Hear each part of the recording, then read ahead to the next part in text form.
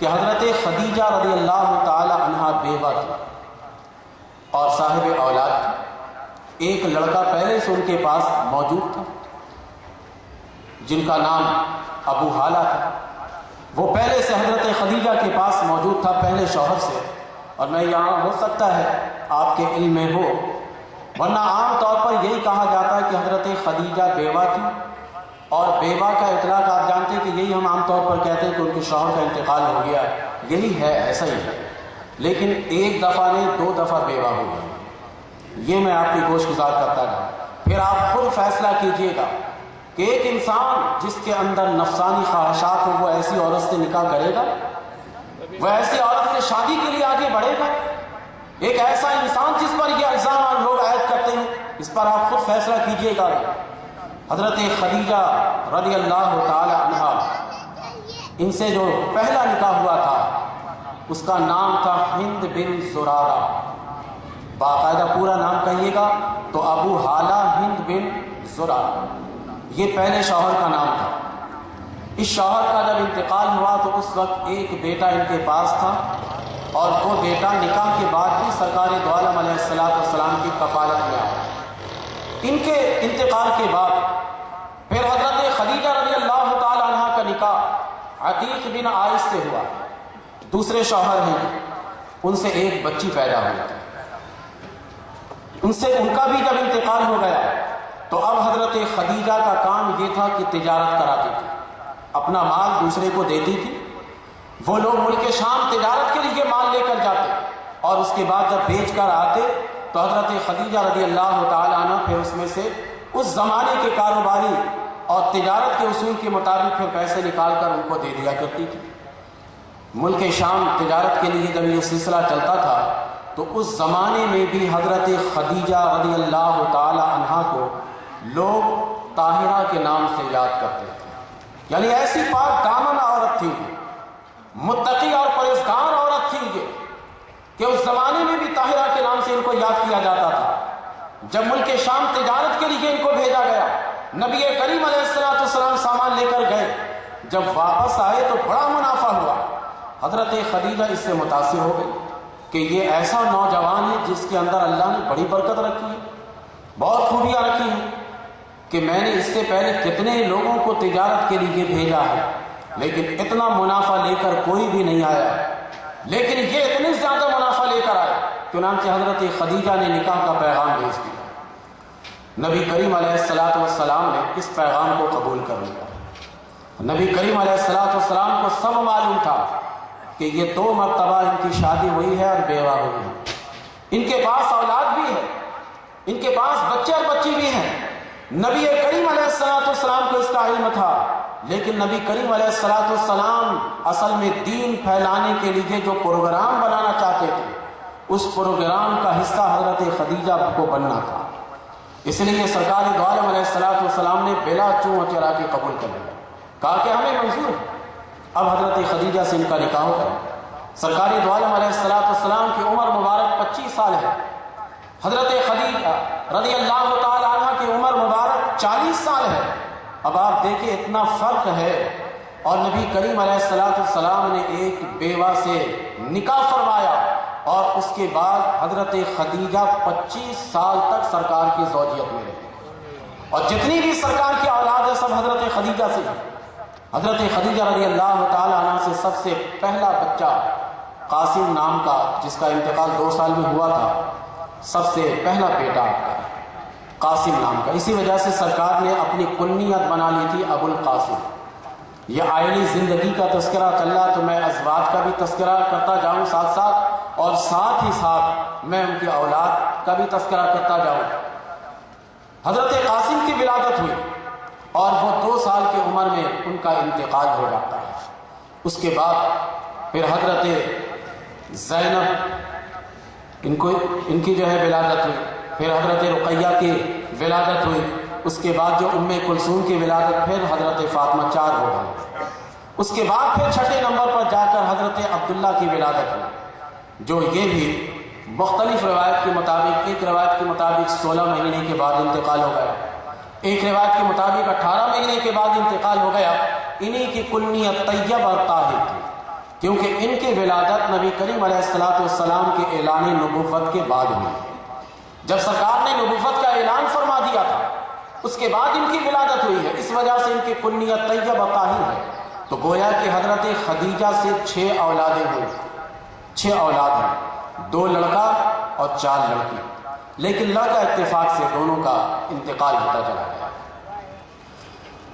जब हजरत खदीजा रज़ी अल्लाह ताला अन्हा 25 साल बाकायदा अपनी ज़िंदगी नबी करीम अलैहिस्सलाम के साथ गुजारती हैं, तो अभी तो हिजरत की इब्तिदा हुई नहीं थी, इसलिए मैं उसको यूँ कह दूँ कि 50 उम्र नबी सल्लल्लाहु अलैहि वसल्लम, सन को अब उम्र कह लीजिए।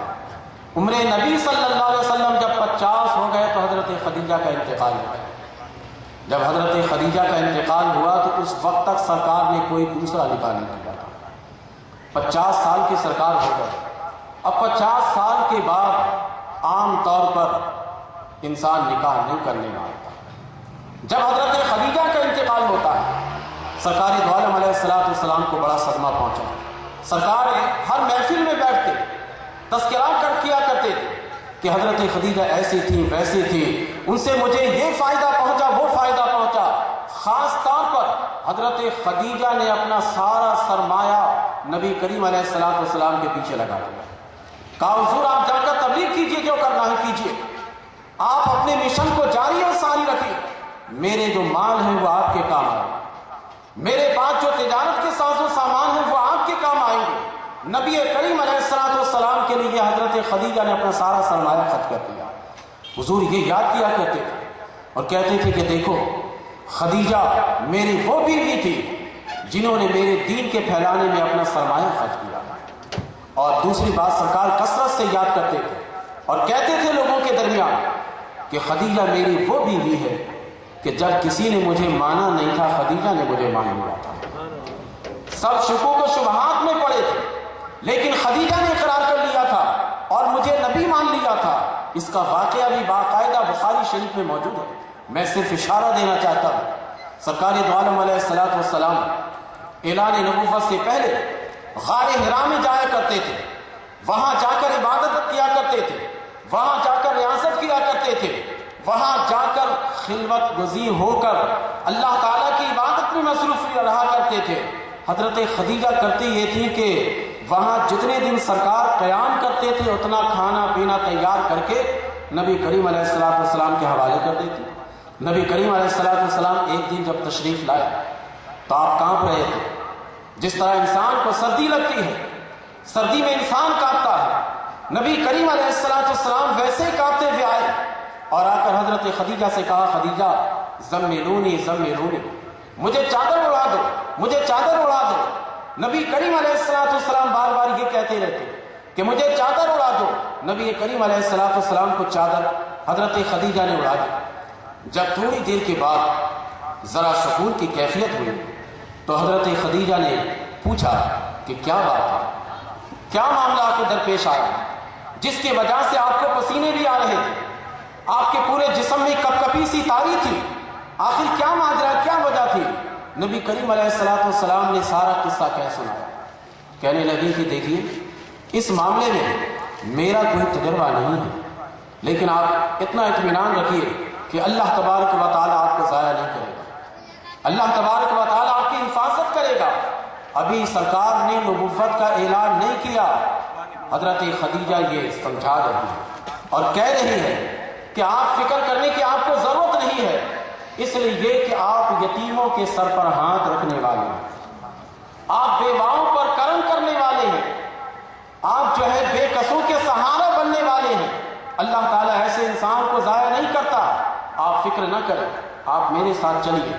सरकार दो आलम अलैहिस्सलाम को हजरत खदीजा वाक़ा बिन नौफल के पास लेकर गई ताकि तस्दीक तो हो जाए ना कि ये है क्या। ये हजरत खदीजा के ईमान का मसला मैं बताने जा रहा हूँ कि ये मोमिना थी, ईमानदार खातून थी ये, और यूं कह लीजिए कि सबसे पहले मोमिन यही है, सबसे पहले सरकार पर ईमान लाने वाली यही है। नबी करीम अलैहिस्सलाम को लेकर चले। सरकार दो आलम अलैहिस्सलाम जब गए वहाँ تو وہ ورقہ بن نوفل ایک ایسے تورات اور انجیل کے علم رکھنے والے تھے کہ اسے عربی زبان میں ترجمہ کرواتے تھے، یعنی اتنے ماہر تھے کہ آنکھ کی روشنی ختم ہو گئی تھی لیکن زبانی وہ عربی میں ترجمہ کرواتے تھے تاکہ یہ اہل عرب تورات اور انجیل سے فائدہ اٹھائے۔ جب ان کے پاس لے کر گئے تو انہوں نے سارا قصہ سننے کے بعد کہا کہ دیکھیے آپ فکر نہ کریں، بس جو کچھ تورات میں اور انجیل میں نبی آخر الزمان کی خبر ہے بس وہ آپ ہی نبی آخر الزمان ہے۔ آپ کے پاس جو فرشتہ وحی لے کر آیا ہے یہ فرشتہ پہلے بھی وحی لے کر آتا رہا ہے، یا آپ کو اس کی فکر کی ضرورت نہیں ہے، بس آپ نبی آخر الزمان ہیں۔ کاش کہ اللہ تبارک و تعالی مجھے اتنی زندگی دیتا کہ جب لوگ مکہ سے آپ کو ہجرت کرنے پر مجبور کر دیں، آپ مکہ سے ہجرت کرنے کے لیے نکل جائیں، لوگ آپ پر ظلم و ستم ڈھائیں، اس وقت تک اللہ تعالیٰ اگر ہمیں زندگی دیتا تو میں آپ کے شانہ بشانہ کام کرتا، میں آپ کے ساتھ تعاون کیا کرتا۔ اہل مکہ جب انکار کرتے تو میں انہیں تورات پڑھ کر بتاتا، میں اسے انجیل پڑھ کر بتاتا، لیکن اللہ تبارک و تعالیٰ اگر ہمیں اتنی زندگی تو اولاً اللہ تعالیٰ دے گا نہیں، کیونکہ آپ جانتے ہیں کہ ہر انسان اپنی عمر کا تخمینہ لگا کر کم سے کم اپنی زندگی کا تخمینہ لگا لیتا ہے۔ کہا اتنی زندگی میرے پاس نہیں ہے، مگر اتنی زندگی اللہ دے دیتا تو میں آپ کے ساتھ تعاون ہر طرح سے کرتا۔ میں ایک بات یہاں پر ضمناً عرض کرتا ہوں تاکہ سرکار کے فضائل و کمالات بھی ساتھ ساتھ چلے۔ ویسے یہ دین کے اور نکاح اور شادی بیاہ کے جو مسائل بیان کیے جا رہے ہیں یہ بھی سرکار کے کمالات ہی بیان کیے جا رہے ہیں، ایسا نہیں ہے کہ یہ الگ سے کوئی چیز ہے، لیکن پھر بھی عقائد کی اصلاح ہونی چاہیے، عقائد کی بات بھی ہونی چاہیے۔ ورقہ بن نوفل یہ پیغمبر نہیں ہے، ایک عام سے آدمی ہے، بلکہ یوں کہہ لیجئے کہ عالم تورات ہے، عالم انجیل، جو کتابیں موجود تھیں اس کتاب کے یہ عالم تھے۔ اس عالم تورات کو اللہ تعالیٰ نے اتنا علم دیا کہ سرکار دو عالم علیہ السلام اعلان نبوت کے بعد جب ہجرت کر کے جائیں گے اس وقت کی خبر ابھی دے رہے ہیں۔ آپ نے اعلان نبوت کے بعد 13 سال تک مکہ مکرمہ میں آپ رہے، وہیں آپ نے زندگی گزاری۔ 13 سال کے بعد ہجرت کر کے آپ گئے۔ ورقہ بن نوفل 13 سال پہلے کی خبر دے رہے ہیں۔ یہ ہے عالم تورات، عالم انجیل۔ تو ذرا سا عقل سے کام لیجیے کہ آنے والے 13 سال کی خبر جب ایک عالم تورات دے سکتا ہے تو میرے نبی صلی اللہ علیہ وسلم کے علم غیب کا عالم کیا ہوگا؟ نعرہ رسالت، نعرہ رسالت، علماء سنت، حضور ممتاز الملت۔ حضور صلی اللہ علیہ وسلم کے علم غیب کا عالم کیا ہوگا؟ سوچیے، 13 سال کے بعد ہجرت کرنا ہے، قوم بدل جائے گی، اتنا تو آپ اندازے سے بھی کہہ سکتے ہیں، کیونکہ کسی کے پاس بھی نیا دین آپ لے کر جائیں گے، نیا مذہب آپ کسی کے پاس بھی لے کر جائیں گے، یقیناً وہ بدعت جائے گا، اگرچہ آپ حق لے کر جائیے گا، اگرچہ آپ سچ بات لے کر جائیے گا، لیکن اگلا بدعت جائے گا کہ یہ کیسی بات ہے۔ اگر آپ کو یقین نہ آئے تو کل ہی آزما لیجئے گا۔ ایک ایسا انسان جسے دلیل دے کر آپ سمجھا دیجئے کہ اللہ تعالیٰ اپنے پیغمبروں کو علم غیب دیتا ہے، اس کے بعد جا کر جب آپ اپنا مذہب بیان کیجئے کہ ہمارا عقیدہ ہے کہ میرے نبی صلی اللہ علیہ وسلم کو اللہ تعالیٰ نے علم غیب عطا کیا ہے، بدعت جائے گا۔ یہ کیا شرک اور بدعت کی بات کر رہے ہو؟ یہ فطری چیز ہے۔ اندازے سے آپ بتا سکتے ہیں یہ بات کہ جب ایک نیا مذہب قائم کیجئے گا، ایک نئی بات جب آپ کسی کے سامنے بیان کیجئے گا تو وہ انسان بدعت چاہے گا۔ تو ورقہ بن نوفل اندازے سے یہ کہہ سکتے تھے کہ آپ ایک نیا دین پیش کریں گے تو یقیناً لوگ بدعت جائیں گے، آپ ایک نیا مذہب پیش کریں گے یقیناً لوگ بدعت جائیں گے۔ ایک اندازے سے ورقہ بن نوفل یہ کہہ سکتے ہیں، لیکن یہ اندازے سے نہیں کہہ سکتے کہ آپ کو یہاں سے ہجرت کرنی پڑے گی۔ یہ تو اللہ کی عطا سے ہی بتا سکتے ہیں۔ نبی کریم علیہ السلام کو قبل از وقت انہوں نے بتا دیا کہ آپ یہاں سے ہجرت کریں گے، لوگ آپ کے دشمن ہو جائیں گے، بات آپ سچی کہیں گے، حق اور صداقت پر مبنی گفتگو آپ کیجیے گا، لیکن لوگ آپ کے دشمن ہو جائیں گے۔ آپ یہاں سے ہجرت کر کے نکل جائیے گا. یہ ورقہ بن نوفل جو بتا رہے ہیں